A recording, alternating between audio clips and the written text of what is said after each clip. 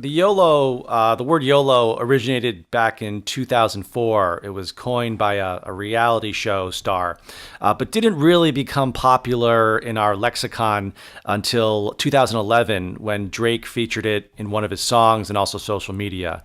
I think YOLO is both good and bad.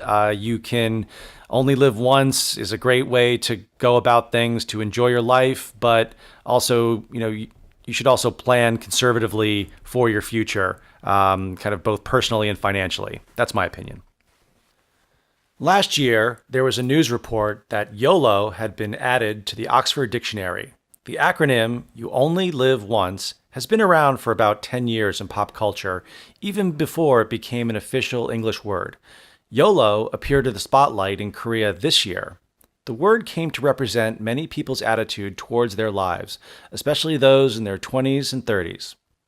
As the economic downturn drags on and social mobility becomes increasingly limited, younger people choose to enjoy their present life rather than living conservatively for an unpredictable future. However, the trend has shifted recently in Korea, not in small part to a comedian hosting a podcast about how to live a frugal life. In the program titled Receipts, Kim Saeng-min analyzes a bunch of receipts sent in by his listeners and gives a no-nonsense advice about how not to spend money. After his first episode, the podcast became extremely popular. The success of the podcast has turned into a network TV show. Now in Korea, YOLO seems to have been taking a back seat for a penny-pinching lifestyle. For example, online communities about living a more economically stable life are now gaining popularity. Whether you live frugally or extravagantly, it is a personal choice. Some people say we should steer clear of the two opposite extremes of stinginess and overspending for a more well-balanced spending approach.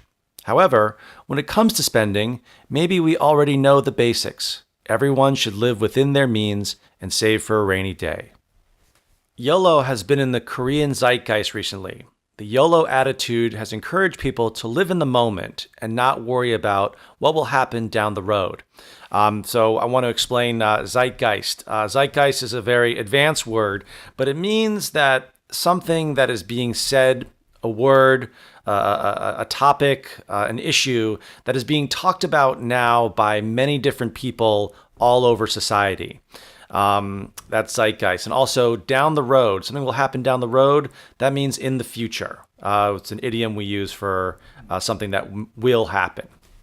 Next, currently in Korea, younger people have been living the YOLO lifestyle. They have become less cautious about spending money and not building a nest egg.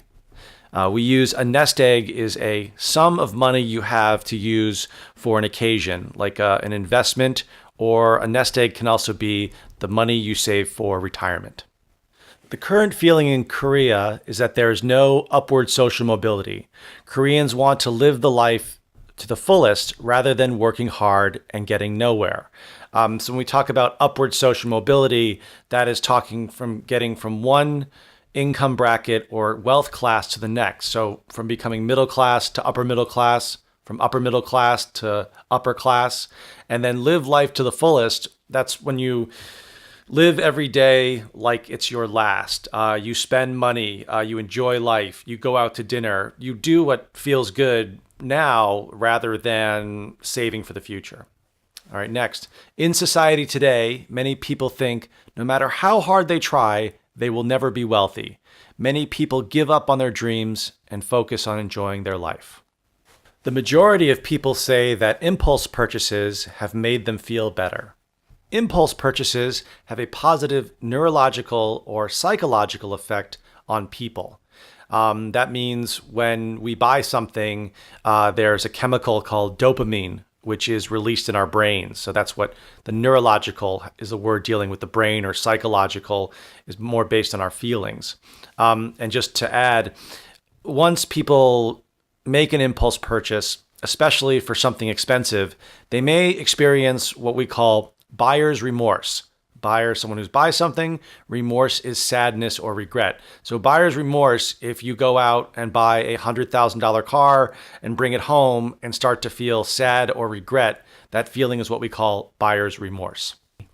The opposite trend of YOLO has emerged as a new show about spending and saving has become popular. The new show's host reviews and analyzes the receipts of listeners' purchases and gives advice on how to save money. Next. The tide has turned for the YOLO trend. A new show about how to save money has gained popularity recently. The host of the show receives receipts from listeners and gives feedback about their purchases. I want to talk about the tides have turned. The tides have turned is when one team or one opponent, it can change their trajectory of if they're going to win or not. So the tides have turned is when a weaker team becomes stronger or a stronger team becomes weaker, or a trend becomes weak and then becomes strong. So the tides have turned will mean when the game or the situation has changed in favor for the other party. Millennials who are affected by the current economic situation are focused on saving rather than spending. When we talk about millennials, these are people that were born around 1981 to about 2000. We used to be called Generation Y, but the new word is millennials. Thanks, everybody. Appreciate you listening. See you next time.